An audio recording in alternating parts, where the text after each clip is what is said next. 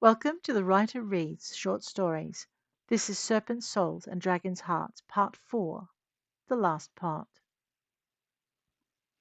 The first shot hit the counsellor who had given the Psymaster his chair. The second left a cratered burn in the centre of the chest of the Chief of Staff's aide. "I apologize for the inconvenience," their visitor said as its victims fell, "but you were more compromised than you knew." Felicity looked from its first victim to its next and gasped. Where two lizardine had fallen, none remained. Instead, their forms had lost their reptilian shapes, losing scale and crest to the red, blue, and black of a gleaming carapace. "But they have been with us," Keslek began, and then stopped. "Ah." He turned to the Psymaster. "You will order the record keepers to search for more like them," he said, but their guest cleared his throat. "Perhaps another will suffice," he replied, and Keslek looked at one of the other councillors in the room. The councillor bowed his head and left, and the Chief of Staff turned back to their visitor. The darkness shielding its form dropped, and Felicity stared. It was a giant snake, with arms, one that used the lower half of its body to propel itself forward. Scales of bronze and grey glittered in the overhead light as it cleared the doorway, and it flicked out its tongue. Tasting the air, Felicity thought, catching Manx's eye as her aide retrieved his weapon from the floor and slipped it back into its holster. He did not need her to ask, to know what she needed, and turned to leave the room. The serpent stopped him with a look, taking time to study first him and then Felicity. "The children are safe. Stay." It looked at the Psymaster. "Threslek, it has been long." "More time than you know, Eshkaleth," Threslek replied. "And yet you still walk the stars." There are benefits to nanotechnology that are not advertised. The hiss from Mika's chief of staff was the lizardine equivalent of a shout, but the serpent ignored it. "Take your seats," it said, gliding around the bodies of the Arak spies with barely a glance. "You will need these and your nantech. I have studied your human conflict." Mika moved his chair around to face the table. "We had not begun discussing our defense," he said. "And you are out of time to do so," Eshkaleth told him. "The Arak have infiltrated your world. They only await the signal, and Karak will send it soon. Your size and my arrival have seen to that." "Yeah, thanks for that," Manx muttered, and Ashkaleth shot him a look of surprise. "For an ambassador, you are not very diplomatic." "It's past my bedtime," Manx replied. "And he does not like his people being hauled into a war that's not their own," Mika added. Eshkaleth wove his head left, right, and left again, in what Felicity was to learn was a serpentine shrug. His reply was not sympathetic. "It's your own fault," he said. "If we had not been sleeping, we'd have been forced to intervene in your activities on this world." Mika's crest fluttered, as did Kessek's and even Threslek's. It was the equivalent of a human shudder. Felicity saw Manx catch the significance of the movement, watched as he decided not to ask what humanity's fate might have been. Eshkaleth told him anyway. "We would not have given you the antidote."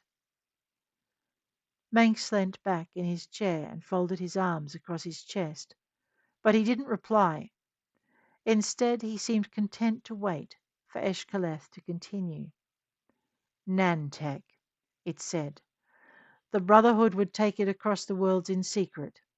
Karak and the other hidden ones would be the first infected and would become carriers. The Arak would have no choice but to capitulate." "We cannot," Mika replied. "After the war with humanity, we said we would not." "And as with humanity, it is your only choice. The Brotherhood is too few to aid you as it did before. It will take time for our population to recover and for us to rebuild our numbers, and we cannot do that in the face of another Arak expansion." He paused, letting the silence stretch as they digested his news. It was a mistake to go into seclusion. The universe has grown dark again.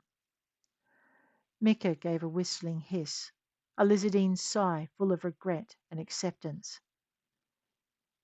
You were not the only ones to make that mistake. For a moment, Felicity thought he would offer an alliance, but he didn't. This time it was a lizardine choice to let the silence stretch and fill the room. It went on so long that Felicity wondered if Eshclith was speaking to her husband mind to mind, but that was not the case. Instead, the serpentine emissary lowered his head, mimicking Mika's sigh. We need allies, he said. A people that remembers the times before, when serpents ruled and dragons flew, our souls aligned. There are only two such peoples that come to mind, Mika replied, and Eshcleth managed to curl his lip and wrinkle his nose. There is only one worthy of being called a dragon, only one with a serpentine soul in a dragon's disguise. We seek a lizardine intertwining. This drew a sharp intake of breath from every lizardine at the table except Threslek.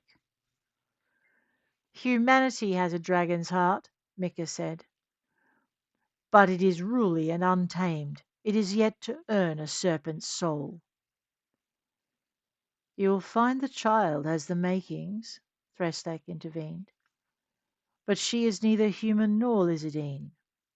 Mika's hiss showed both fang and outrage, and the councillors nearest drew back as he rose from his seat. Eshcleth stared up at him. She is both, he said, the only response that would ease the tension between them. Around them the councillors waited, watching as Mika's crest slowly deflated and the tension faded from his posture. It continued watching until he resumed his seat. An alliance, he said.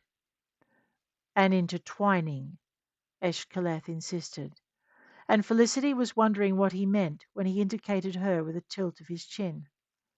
Like the one you have begun with humanity, but as equals of the heart. There has never been a time when we were thought of as one, Mika replied. Save once, Eshcleth countered, looking at Felicity.